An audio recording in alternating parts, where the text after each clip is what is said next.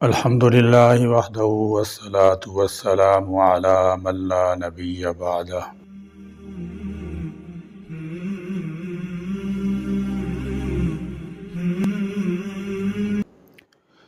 ہر قوم کی اپنی تہذیب، ثقافت اور قومی زبان ہوتی ہے۔ قومی زبان اس کی ترجمان ہوتی ہے اور قومیں زبان سے ہی پہچانی جاتی ہیں۔ اسی لیے بانی پاکستان قائد اعظم محمد علی جناح رحمۃ اللہ تعالی علیہ نے بھی اردو کو قومی زبان تسلیم کیا تھا، بلکہ اس کے نفاذ پر بھی زور دیا تھا۔ پاکستان کی دستور ساز اسمبلی نے 25 فروری 1948 کو پاکستان کی سرکاری زبان اردو قرار دیا تھا، اور قائد اعظم محمد علی جناح نے بحیثیت گورنر جنرل اس پر دستخط کیے تھے۔ زبان ہر ایک شخص کے احساسات، جذبات اور خیالات کی واحد ترجمان ہونے کے علاوہ باہمی تعلقات کا اولین ذریعہ بھی ہے۔ زبان بشر کی ایک امتیازی خصوصیت ہے، جبکہ دیگر مخلوقات اپنی حرکات اور سکنات سے ایک دوسرے کو سمجھتے اور سمجھاتے ہیں۔ ہمارے ملک پاکستان میں بھی الگ الگ زبانیں بولی جاتی ہیں۔ ان میں سے ہماری مادری زبان اردو ہے۔ یہی زبان ہوتی ہے جس سے ہم سب کا آپس میں رابطہ قائم رکھتی ہے۔ ہم آپس میں خیالات اپنی مادری زبان سے بانٹتے ہیں۔ ویسے دنیا کی بہترین، پیاری اور خوبصورت زبان عربی ہے۔ ہر زبان اپنے ساتھ اپنی تہذیب، ثقافت لے کر آتی ہے۔ آج آپ انگریزی سیکھنے کا ارادہ کر لیں، انگلش سیکھنے کے لیے لینگویج سینٹر جانے لگیں، 1 ماہ تک روزانہ جاتے رہیں، ٹھیک 1 مہینے بعد اپنا جائزہ لیں، آپ کے رویے، طرز گفتگو اور تراش خراش میں غیر محسوس طریقے سے تبدیلی آ چکی ہوگی۔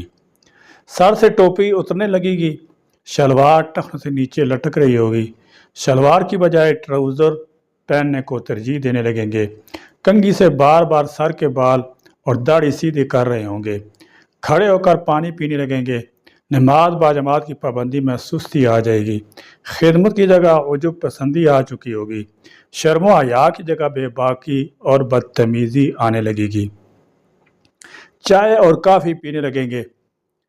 اسی طرح اگر آپ عربی زبان سیکھنے کے لیے 2 ماہ کسی مدرسے میں واقع سینٹر چلے جائیں، 2 مہینے تک مسلسل عربی سیکھتے رہیں، ٹھیک 2 مہینے بعد اپنا جائزہ لیں، آپ قرآن پاک کی تلاوت کرنے لگیں گے، ہر ایک کو السلام علیکم ورحمۃ اللہ کہنے لگیں گے، نبی کریم صلی اللہ تعالی علیہ وسلم پر درود السلام پڑھنے لگیں گے، مسجد جا کر نماز باجماعت پڑھنے لگیں گے، رومال، جبہ اور خوشبو کو پسند کرنے لگیں گے، دوران گفتگو موقع بموقع سبحان اللہ، ماشاء اللہ، الحمدللہ کہنے لگیں گے، غیر محسوس طریقے سے دین کے طور طریقوں، رہن سہن اور بود و باش کو اپنانے لگیں گے۔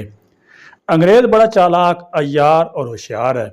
اس تجربے کے بعد اس نے کبھی بھی اپنے ماہرین کو عربی زبان نہیں سکھائی، بلکہ اس نے اپنی انگریزی زبان عربوں کو سکھائی۔ انگریز کا یہ طریقہ کار ہے کہ وہ جہاں بھی جاتا ہے اپنی زبان وہاں کے مقامی لوگوں کو سکھاتا ہے۔ اس کا نتیجہ یہ نکلتا ہے کہ وہاں کے لوگوں میں انگریزی سے محبت ہونے لگتی ہے، یا کم از کم ان کے دلوں سے نفرت نکل جاتی ہے۔ انگریز جب برصغیر آیا تو اس نے یہاں بھی یہی کام کیا اور یہی تجربہ کیا کہ مقامی زبان کو تبدیل کر کے اس کی جگہ جبراً انگریزی زبان رائج کروائی۔ نتیجے کے طور پر 99% پڑھے لکھے جاہل قرار پائے اور انگریزی جاننے والا 1% طبقہ اعلیٰ تعلیم یافتہ کہلوایا۔ آج بھی یہی ہو رہا ہے۔ امریکہ نے پوری دنیا میں اپنی زبان انگریزی پھیلانے کا وسیع نیٹ ورک قائم کیا ہوا ہے، اور تو اور دینی مدارس جہاں پر ساری دینی تعلیم ہی عربی زبان میں ہوتی ہے، قرآن سے حدیث تک، درجہ اول سے درجہ تخصص تک ساری کتابیں اور ساری تعلیم عربی میں ہی ہے، وہاں پر انگریزی مسلط کی جا رہی ہے۔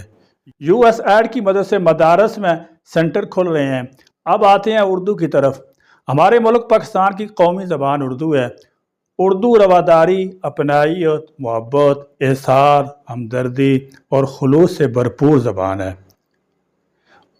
اردو زبان نے کم وقت میں زیادہ ترقی کی ہے۔ اردو زبان کو ترقی دینے والوں میں میر امن دہلوی، رجب علی بیگ، مرزا اسد اللہ خان غالب، मौलाना मोहम्मद हुसैन आज़ाद, सैयद मेहदी अली हसन मोहसिन, डिप्टी मौलवी नज़ीर अहमद, ख्वाजा अल्ताफ़ हुसैन अली, इलामा शिबली नुमानी, मौलाना अब्दुल हक, गुलाम अब्बास, इलामा इकबाल, मोमन खान मोमिन, हसरत मुआनी, मीर तकी मीर, ख्वाजा मीर दर्द, नज़ीर अकबर आबादी, एहसान दानिश, दाग देलवी, ख्वाजा हैदर अली आतश जैसे 20 सैकड़ों नाम शामिल हैं। इस वक्त उर्दू का शुमार दुनिया की बड़ी और अहम तरीन ज़बानों में होता है। पूरी दुनिया में उर्दू बोलने वालों की तादाद करोड़ों में है। इसका वाज़ेह मतलब ये है कि आलमी सतह पर भी उर्दू को बड़ी अहमियत दी जाती है। दानिशवरों का कहना है कि कई इंटरनेशनल लाइब्रेरियों में किताबें देखने का इत्फाक हुआ। दुनिया भर की बड़ी लाइब्रेरियों में उर्दू ज़बान में किताबों का बड़ा ज़ख़ीरा मौजूद होता है। गोया उर्दू ज़बान की अहमियत, उसके फैलाव और उसकी वसअत से कोई इनकार नहीं कर सकता। उर्दू ने पूरी दुनिया में अपना लोहा मनवा लिया है। उर्दू पाकिस्तान की कौमी ज़बान है। जिंदा दिल कौमें और मुल्क अपनी ज़बान और तहज़ीब सकाफ़त पर फ़ख्र किया करती हैं। उसकी बका और सलामती के लिए कोशिश किया करती हैं। अपनी कौमी ज़बान की तरवीज और उसकी बेहतरी के लिए ठोस इक़दामात किए जाते हैं। यह किस कदर नाइंसाफ़ी बल्कि सितम ज़रीफ़ी की बात है कि हमारी कौमी ज़बान तो है उर्दू, लेकिन दफ्तरी ज़बान अंग्रेज़ी को बनाया हुआ है। जब तक कौमी ज़बान को दफ्तरी ज़बान करार देकर राइज न किया जाएगा, इस वक्त तक उसकी बका की ज़मानत नहीं दी जा सकती। असल मसला ये है कि हमारे हुक्मरानों ने हुक्मरानी का राह ये समझा है कि अंग्रेज़ी जानने वाली अक्सर और बेशतर ब्यूरोक्रेसी से खूब बना के रखो, खुद भी खाओ, मौज उड़ाओ और उन्हें भी खिलाओ, और आवाम की आंखों में बज़बान अंग्रेज़ी धूल झोंकते जाओ, और फाइल का पेट भरने के लिए मामले को ब्यूरोक्रेसी पर छोड़ दो, क्योंकि वो धोखाधड़ी के इस आर्ट में यह तूला रखती है, बल्कि इसकी स्पेशलिस्टी यही है।